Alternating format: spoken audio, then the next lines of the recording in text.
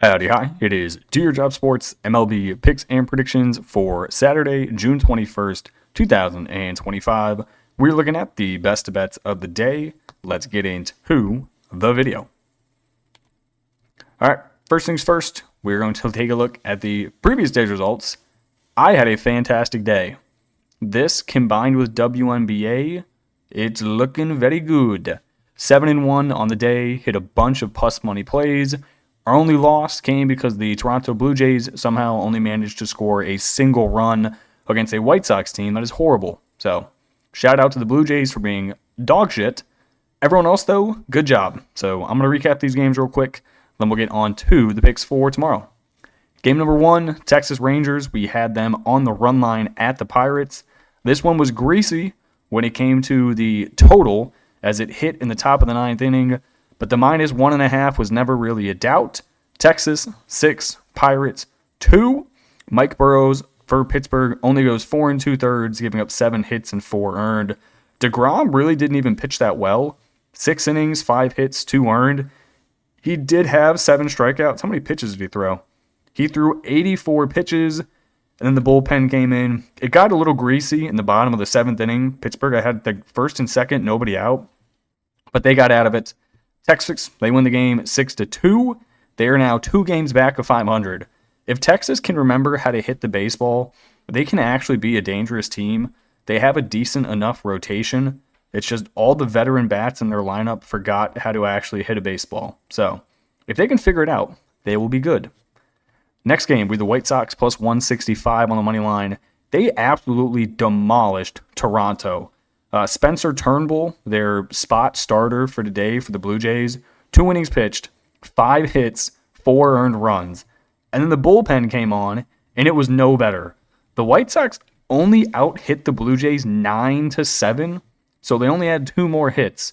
But they won this game by 6 runs because Toronto is not good. Again, they had a spot starter in Toronto today laying 205. No. That should not be a thing. So, shout out to the White Sox. We then had the Marlins, plus 125 on the money line, under 8.5 runs. Both of those hit. This was just a good spot. You had Atlanta, after sweeping the Mets at home, travel to Miami. It was just a fantastic spot for the Marlins. They win. Again, they only out-hit the Braves by 1. It was 9-8 in the hit department, but 6-2 in the run department. You had Agustin Ramirez hit a 3-run bomb. You had Eric Wegeman hit a double, scoring 2. And then you had Ramirez again, singling, scoring Xavier Edwards. The only runs they got from the Braves were a Matt Olson single and then an Austin Riley solo shot in the top of the 8th. Braves fall to 7 below 500. Marlins, 13 below 500. Finally, with the Cards, minus 130 and the under 8.5 runs. This was another fantastic spot. You had the Reds on a travel day spot. Cardinals back at home. Brady Singer pitched a gem. 6 innings pitched, 4 hits, 1 earned run on 7 strikeouts. This was honestly a really close game up until the bottom of the 7th inning when the Cardinals scored 5 runs. Mason Wynn single, Nolan Gorman walk. Thomas Sagassi reached on an error. I don't know how you say your last name, buddy. And then you have the best last name in all of baseball, Lars Nootbaar. He singled, scoring 1. So shout out to the Cardinals. Much needed win. I think they're going to sweep the Reds this series. The Reds are bad. They may be 3 games over 500, but they are bad. All right, then we already talked about the loss. The Blue Jays only scored 1 run against the White Sox. I don't know how you do that, but here we are. So that's how we go 7-1, bring our season record to 285 and 299. Let's get on to the picks for tomorrow. First game we're looking at, it is the Brew Crew, second game in Minnesota. I'm going to take the Brewers plus 120 on the money line and the under 9.5 runs. I think there's 2 decent pitchers on the mound. Granted, Simeon Woods Richardson is 2-5 on the year, but he has decent stuff. And then Quintana's been almost lights out recently. 4-2, 3.35 ERA. Not sure why the over-under is this high. And then I'm not sure why the Brewers are getting disrespected. The Twins have been bad at baseball in their most recent games. First game of this series, they are currently... This dude, Jacob Misorinsky, the pitcher for the Brewers, is throwing a perfect game through 6 innings. So, the Twins can't hit. They're 2-8 in their last 10 games. And the Brewers are actually playing decent baseball. 41-35 on the season, 6-4 in their last 10. Jose Quintana, looking at his most recent game log, coming off of a game where he got absolutely shelled versus St. Louis at home. But before that, gave up 1 run to San Diego, 2 runs to the Phillies, and then he didn't pitch for a while. So he's back in the rotation now, 2 games off of injury. I think we see him go really well here. This Twins team just can't hit. Correa is not good. The bottom of the lineup is not good. You got to dodge Buxton, and then you got to dodge Willie Castro. You dodge those 2 bats, you're looking okay. So I'll take the Brew Crew plus the money and the under 9.5 runs. Next game, like I said, we are taking the Cardinals every single game of the series because I think they are leaps and bounds better than the Reds. Give me the Cards, -1.5, taking them on the run line, +110. Also, the over of 8.5 runs. If you look towards the left side of the screen, Chase Petty. How about Chase, who are pretty bad at baseball? 0-2, 21.94 ERA. I had to do a double take when I was typing that in. I was like, hold on, surely that's not correct. Oh, hold on, did they change their starter? You son of a bitch. Okay, it looks like they changed their starter to Brent Suter. Oh, you motherfucker. All right, well, I've already typed this in, so we're rolling with it. I don't care.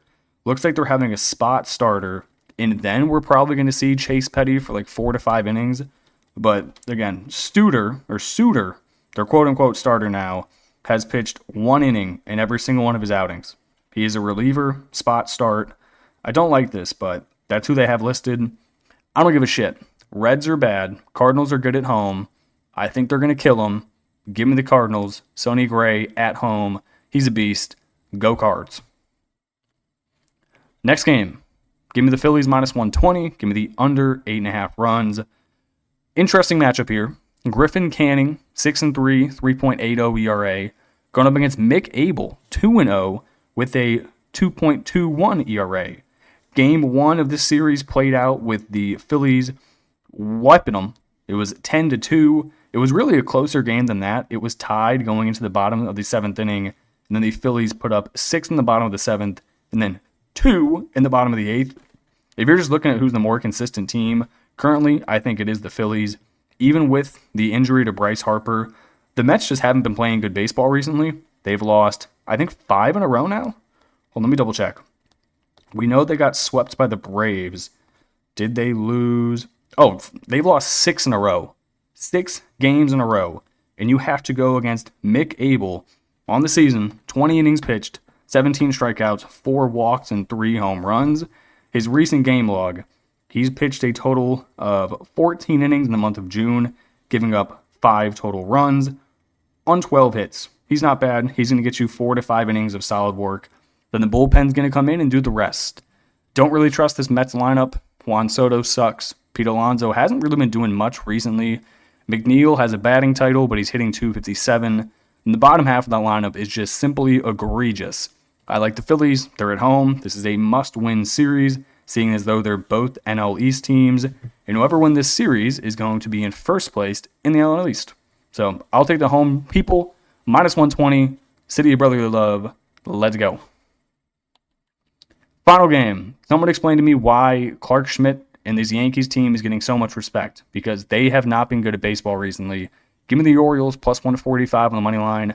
Give me the over, 9.5 runs. Game 1 of this series is currently going on. The Orioles, or did they win? The Orioles won 5-3, straight up. They out-hit the Yankees 11-10. The Yankees have been bad recently. I'm going to keep it a buck. They got swept by the Red Sox in that series right before Rafael traded. They just haven't been good. The Orioles have been. They've been kind of kicking ass recently. In their last 10, they're 7-3. They're not the best on the road, but I think that's mostly early season woes for this team. You don't have Henderson and Rutschman didn't play the day before, so this lineup might look a little different than it does currently. One person who's been hitting the baseball really well, Colton Cowser. He's been absolutely smashing it. You're getting good production out of Ramon Laureano. That makes me sad because he was a Cleveland Guardian for like 2 years. The Yankees, it's not the same. Aaron Judge has cooled off big time. Hit a home run in game 1 of this series, but it was a solo shot. Then you go to the bottom of the lineup. Volpe couldn't hit water from a boat. Austin Wells ain't doing shit, almost hitting 100. DJ LeMahieu's got to retire. Giancarlo Stanton's back, so you're either going to get a double home run or a strikeout, and that's about it. Jazz Chisholm hitting 230. I just don't think the Yankees should be laying 190 at home when they can't score. So for that reason, I will take the Orioles plus 135 and the over 9.5 runs. Okay, that is going to do it for me in this video. I appreciate you guys tuning in and watching, and I will catch you in the next one. Peace.